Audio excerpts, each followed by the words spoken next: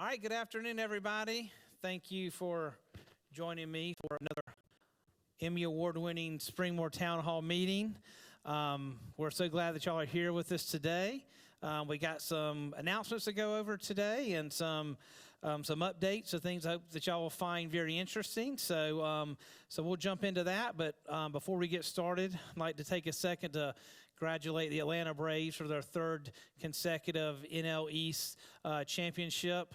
They had a great performance last night against the Marlins, and even with a depleted rotation, their offense and bullpen really came through this year, which has been huge. I think Bryce Wilson is his name. I'm really disappointed I can't exactly remember that, who was a Durham native and went to Orange County High School in Hillsboro. Was a starting pitcher last night, so some of you guys may have heard about him or maybe knew of him in high school, but he started pitching for the Braves last night, which is really cool. So we'll see what happens moving forward. So if you guys are Braves fans, as they say, chop on. I don't know if that's politically correct anymore, but I still believe in the tomahawk chop, and I think it's a good thing. So chop on, Braves fans. So with that, we'll lead into some more good news. We'll talk about our COVID chart and where we're at. Currently, we only have one employee that has tested positive for COVID in the past about 30 days. We, as y'all know, started weekly mandatory testing for all staff and residents of the health center. That has proved extremely successful. We went 22 days with no positive tests, and we've been well over a month, if much longer than that, without any resident cases. So that's a great accomplishment. I'll get into health center visitations and how in the past that was tied to visitations by having new cases, but that's since been changed a little bit. But I think that's great. I've always said if we had one or two pop up every now and then, I think that's very realistic until a vaccine is found. And I think we're hopefully finally at that point. It's taken several months, as we went several months with no cases, several months where we continuously had multiple cases, and now we're hopefully going to be going several months with 0 to just 1 or 2 cases. So again, that is great. Only one positive COVID person at Springmore, and that is an employee in the health center. But the good news is she will be back working this weekend, and she's recovering just fine. So that is great. A couple of reminders I wanted to remind everyone about was about the IL visitation. I was excited to announce that last week, and I think it's going pretty well. We've been looking at how many people have been coming in, and I think about 25 to 30 on average for North Village, and about half of that, 15 or so, over in South Village. So I'm glad that family and friends are taking the opportunity to come and visit. But I do want to remind everyone, because we're seeing some strain of the rules, which is very important. And if you remember at the very bottom of the memo, it said, I ask that you use the honor system and for procedure, so we continue to allow visits. Please not cause this opportunity to have to be discontinued for failure to follow required procedures. So one thing that's not happening is the second to last, is the 6th bullet on the policy and procedure, which plainly states, while inside the facility, visitors must go directly to the resident's apartment and remain inside the apartment for the duration of your visit unless you're going outside to continue the visit. Gathering in hallways or other common areas will not be permitted. We are having multiple people come up to the business office, and that is not permitted. If there's a special appointment made, that may be something different, but we're continuously hearing about people gathering, visitors in the hallways, talking to other residents, in common areas, and more importantly, what we know firsthand is from the ladies in the office that family members go to the business office. So remember, that is not permitted. When we send out the recap memo, I will stress that as strong as I can, that they are not allowed to come to the business office nor come to any common space yet. Please remind them of that as well. I do not want this to be something where we have to stop the visits, but we're trying to be very cautious, and we're trying to phase this in. There's some communities that are not even allowing independent visits yet. Some are, but most all are doing straight to the apartments and then leaving.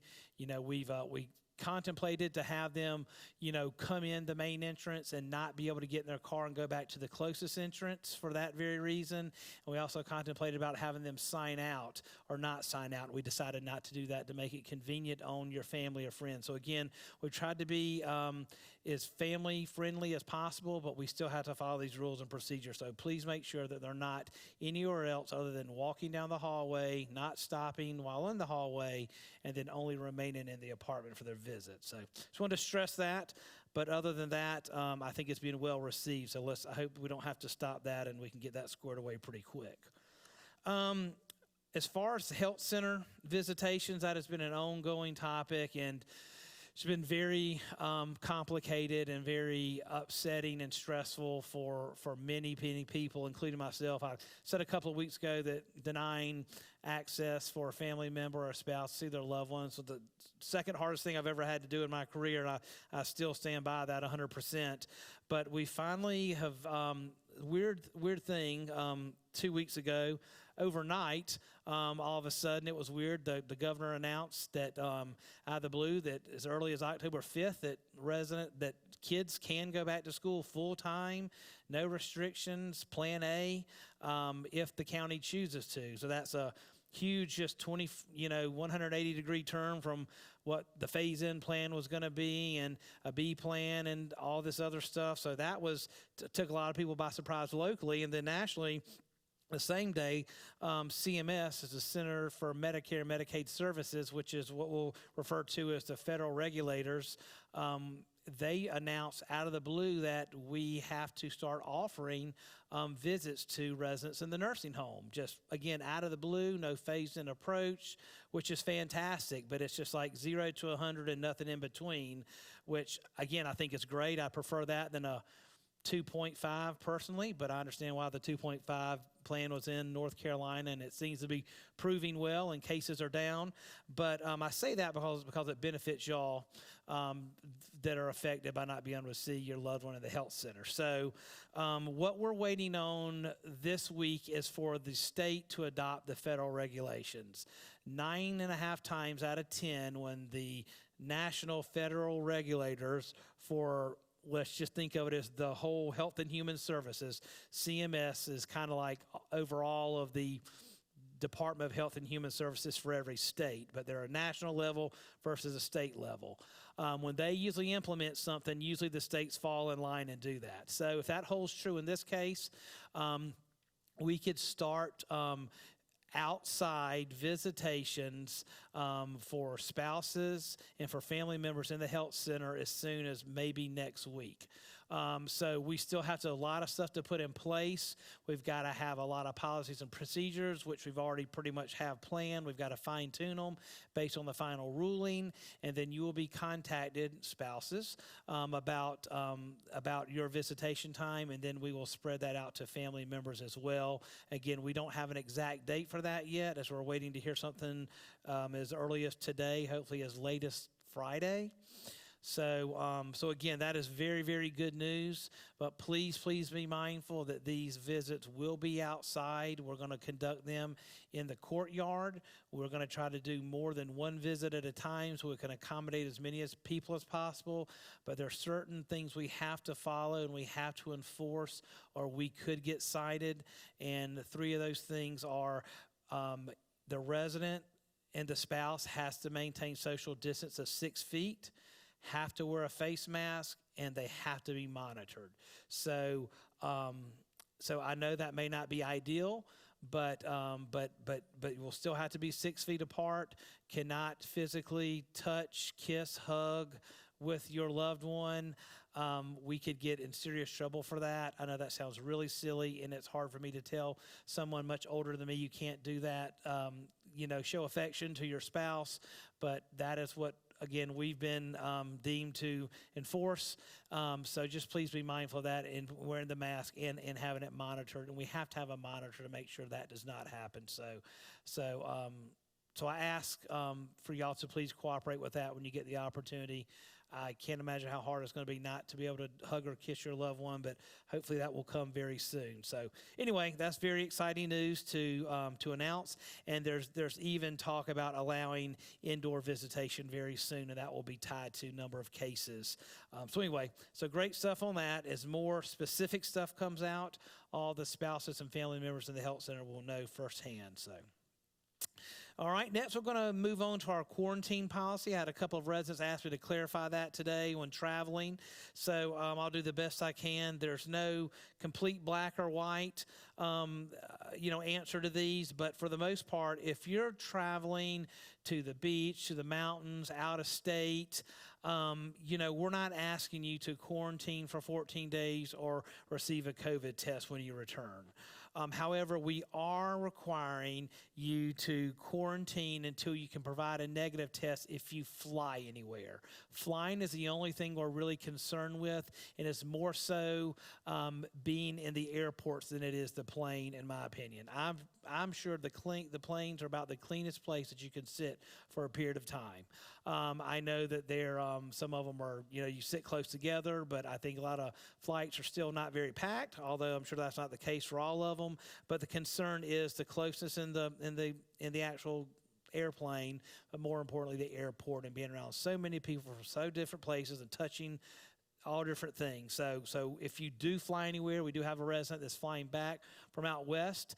They already know they have to be quarantined until they can provide a negative test. So other than that, I say you do not have to be quarantined if you travel somewhere by car to even out of state or hours away. But if you have any questions, any concerns, Joyce Isley, who's our director of the clinic, she said to please call her and she'll help clarify that or help guide you.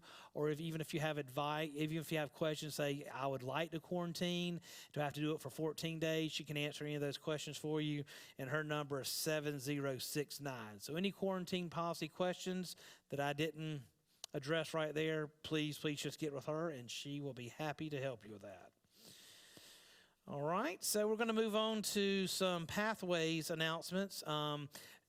As far as life enrichment, Leah had her broadcast yesterday. I hope y'all are enjoying that. She does that every Tuesday at 9. So all of her announcements were done then. So we won't rehash any of those. Those still stand as they were yesterday morning. So we'll jump straight to fitness and spiritual wellness. So from Carrie Ritchie, very, very exciting to announce that the first resident flu shot event takes place tomorrow. So I hope everybody's been informed about that. I think we have several clinics this year, but the first clinic takes place tomorrow. Appointments are required this year. They're required because we have to have, we can only have so many people within a certain area, 25. So Carrie's having to be much more systematic this year with how it's set up and the way it's streamlined. So please call Carrie Ritchie at 7147 if you've not scheduled your flu shot. Paperwork must also be completed before your arrival.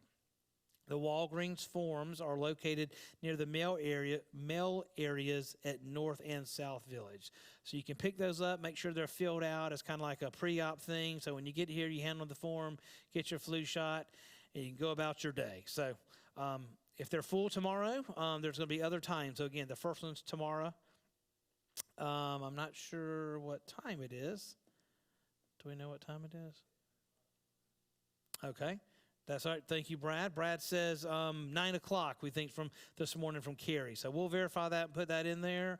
But I'm playing my cards right. I bet Brad's right on that. So hey, give Brad a prize if he's right on that. Employees deserve prizes too, I think. So anyway, so we'll verify that. So next, physical therapy will be providing their annual balance screening on Wednesday, October 7th. A sign up Genius link will be posted on the Springmore portal.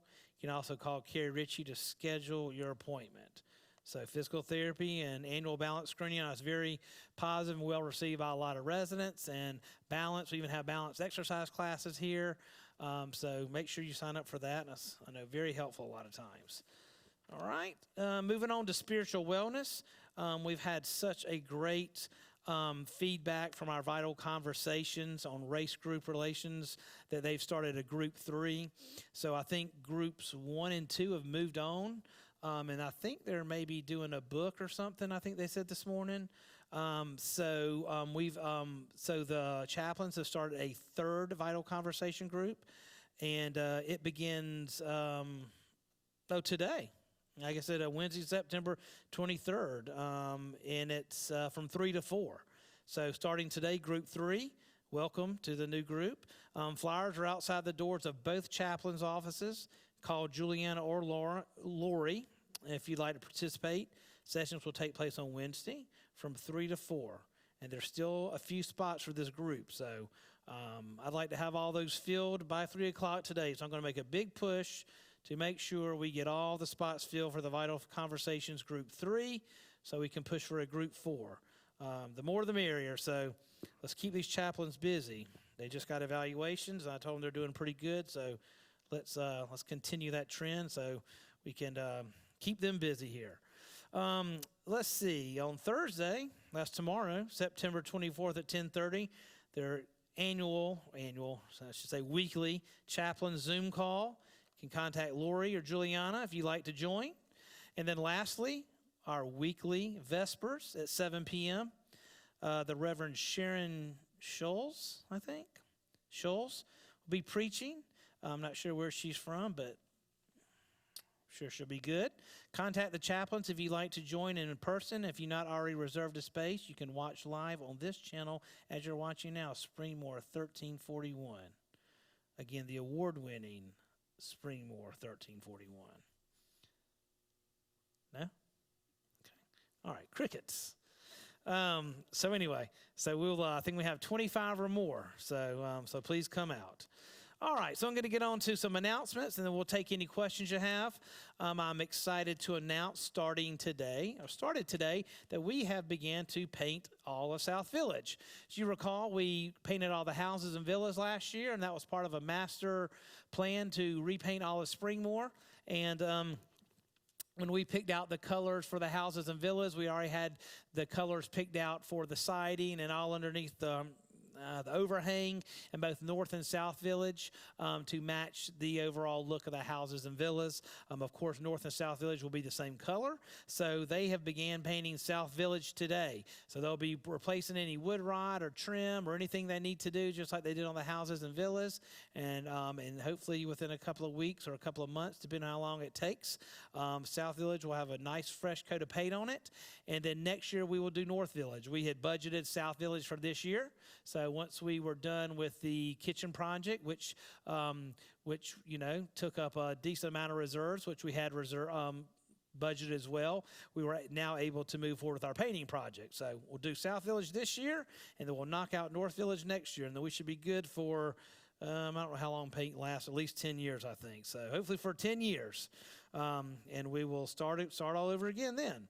Another exciting announcement for, I think, most everybody regarding the mail. The mail has been the longest, most complicated issue, I think. Well, I won't say the most complicated. One of the longest ongoing issues of really not bending at all with the mail carrier and how they deliver the mail. So as we've got to where we are now and things are opening up more, we've been able to talk to the mail carrier a little bit and get with Leah, who coordinates it with the resident volunteers, who are the two head people, Mr. Jerry Fuller in North Village and Dave Waters in South Village. We are going to stop all staff and resident volunteering of mail and have the mailmen come in starting October 5th. So I will put this in the memo, and we'll also send out another memo that the mailman will start to come into Springmore again October 5th.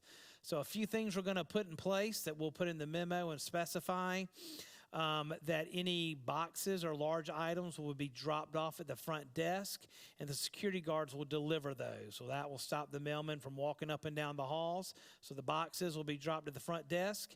And in North Village, the mailman will come in the side door behind where the bank is, and we'll lock that entrance while he's there. We'll rope off the mail area, except you can still get to the bank, but the bathroom will not be accessible, and that whole area will be roped off so he can put up the mail. Nobody is bothering him. He's not around anybody. And then when he leaves, housekeeping will disinfect that entire area, and then residents can come and get their mail. So I stress that this will be roped off. Please do not be lingering, looking, waiting, because when he's done, it's going to stay roped off, and they have to disinfect that area. So that's going to start October 5th. Same thing for South Village. He will come in that lower section, the sliding doors near the marketing office. He'll go straight into where the mail office is. He'll rope that off. He will put the mail in the mailboxes. The rope will stay up. Housekeeping will disinfect that, and then he will leave and out the door, and then residents can come and get their mail. So we felt that was the best way to do with the election coming up, with holidays coming up, and with us starting back with a lot of activities. The staff and the residents just cannot keep up with this. They've done a fantastic job, but it's time to open that back up as we're doing other things, and we feel good about what we have in place. So October 5th, the regular mail will be back with some new precautions. Exciting stuff with dining. I hope everybody had a chance in North Village. I know about 40 people, so it wasn't everybody, but 30 to 40 of y'all got to go to an event yesterday with JP where he had some lobster rolls and crab bisque. I was super upset I'd missed that. I was on a very stimulating conference call with Daniel and Brad discussing Wi-Fi options with Spectrum, which was an awful call. I'll tell you that right now. Dealing with Spectrum is not fun, so if you ever have a bill I feel you're paying, they're terrible. I had a ham sandwich and some pasta salad, and I think a cheese stick. So I'm very thankful my wife packed that, and it did fill me up, but not near what I was hoping for is a lobster roll and the crab bisque. So you should feel blessed if you were able to get that. And I think JP is having another event today, maybe right now. So maybe there's a few less viewers. So if ratings are down this week, we know that people are visiting JP in South Village for the meet and greet with lobster rolls and crab bisque. So I understand why that is. So we'll put a little asterisk beside our rating for the week of October 23rd. But that is really great. I'm so glad that we had that. Starting on Sunday, our new menu will come out. Y'all been hearing about that. So our new menu will start Sunday. You're going to see a bunch of new changes. You're going to see a lot of cool things. I think a lot of people have seen what JP's doing already. And he's made some great changes to the menu. We had to get back in the kitchen, get our ducks in a row before we could roll this out. So I know it will be a shortened kind of menu. It's pretty much an abbreviated. It's kind of back to the fall-winter menu, but a bunch of changes. So I feel confident that y'all are going to like that. We have, if y'all don't know already, an amazing autumn soiree scheduled for October 21st. We have a lot of cool things planned. I'm very glad I got invited to that. It looks really cool, so I will not miss out as I did on the crab bisque and the lobster rolls. But that's going to be starting at 5:30. There's more details to come, so I'm going to keep that a surprise, but it's going to be really amazing. It's going to be outside North and South Village.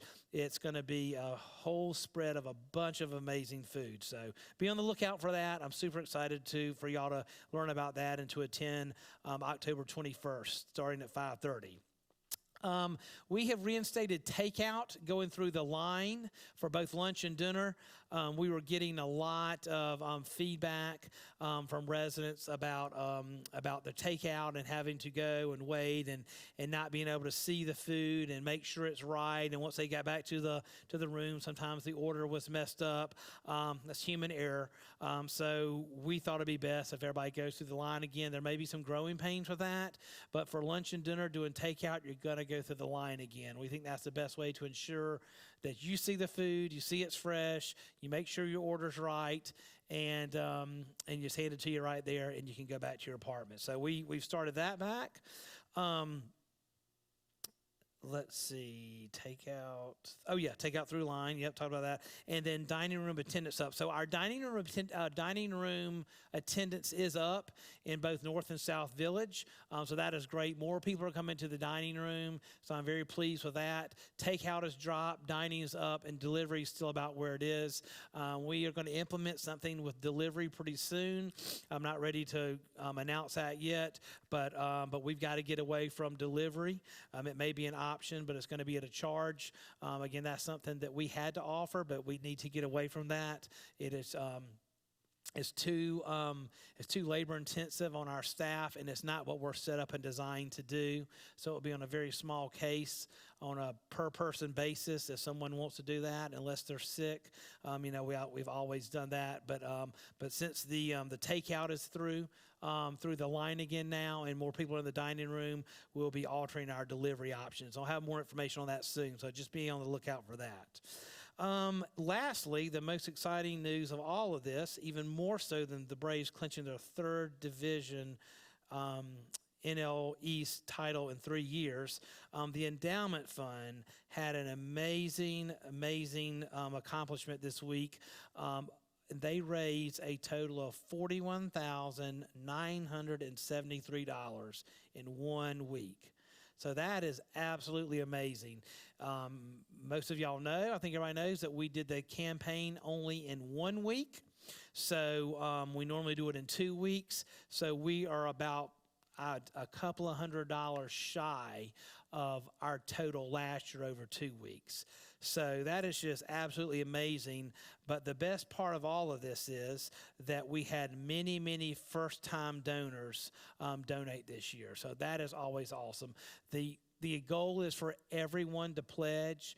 Of course, we want to raise as much money as we can, but we always look at just being the advocate or the liaison between the endowment fund with the residents and the staff. I know the residents and the committee always want to have a higher participation rate. They focus on that rather than the dollar amount. So I think that speaks volumes. I think of many of the new first-time donors is why we're able to raise such a high amount in such a very short amount of time. So that is just absolutely amazing. So $41,973 for the endowment fund. That is great.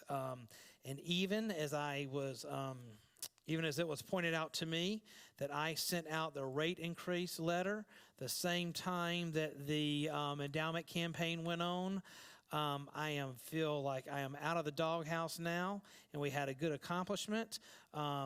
I would have taken some lickings if it would have been way down, but in all honesty, I have to send out that letter.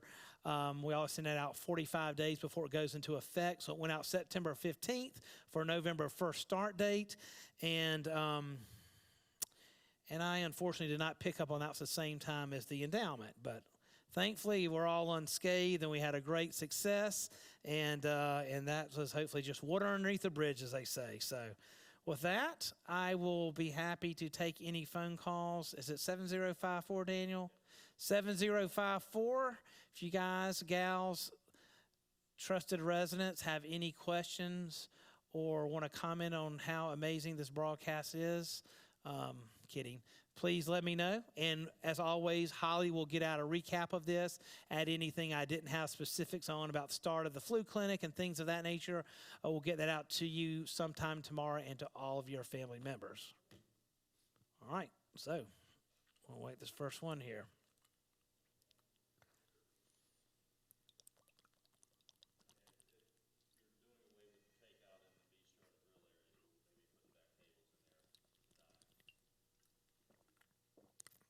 The question was, if we're doing away with the takeout in the grill, will we be able to reinstate the tables and have residents sit and eat in there? Eventually, yes, we will do that. I don't have an exact plan for that now. I know we have the full menu available at the grill, so we're still doing the takeout. Again, we're trying to phase this in a little bit at a time, so we're not doing everything all at once. I've learned in the past to try to do too much at once. It doesn't flow right, so we want to do the takeout first because that's a big way to, if we eventually stop the delivery, if you don't want to come to the dining room, your option is going to be takeout, and a lot of people do the takeout option. We want to get that kind of ironed out first. There's going to be some growing pains with that, as I mentioned earlier, and then we will work on getting the grill and the bistro back open. And that is on our plan. I know how important that is. Obviously, it's going to be less seating in there.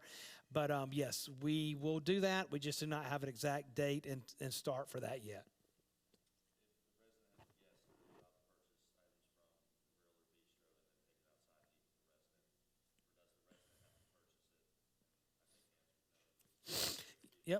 Yep, that's a great question. So, of question was, if a resident has a visitor come and visit, can they purchase something from the bistro and take it to the resident, or can the resident purchase it for the visitor for them to take outside and eat? And that is on the third to last bullet point. Visitors will not have access to the dining room or any food service amenities, and therefore not allowed to eat with residents in any of the dining venues. So, no guests and family members cannot purchase food from the dining room or from the bistro, but if the resident wants to pre-purchase something and have it in the room already when they come here or eat outside, that will be fine.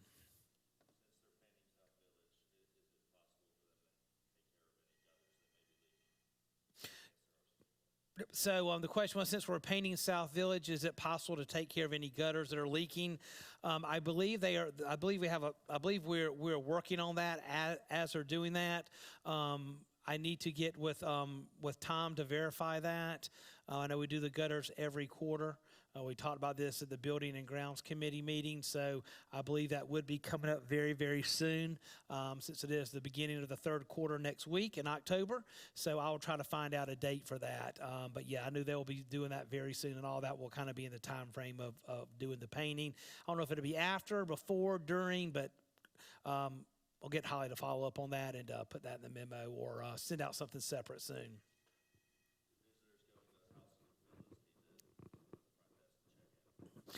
So the question is, if the visitors going to houses and villas, do they need to check in?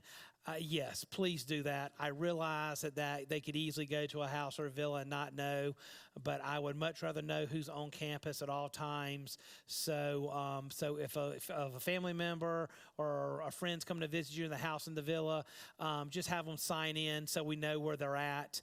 And then again, they don't have to sign out, just like somebody coming into the resident. They don't have to come back, but we do want them signing in so we know everyone that's on campus, especially during this time. In normal time, no, but we just want to, on the visitor badge, it has the name and date, and you have to fill out where you're going. So we'd like to know just during this time. Yeah, and of course getting screened. I'm so sorry. Yeah. Want to make sure that part of that sign-in process is getting screened for the temperature and answering the questions. We have a new form that we have to fill out. It's kind of updated based on the new kind of CDC guidelines, and I don't know, CDC. Anyway, it's another whole story. But anyway, we got some new guidelines on the form, so we do want them to fill that out for sure.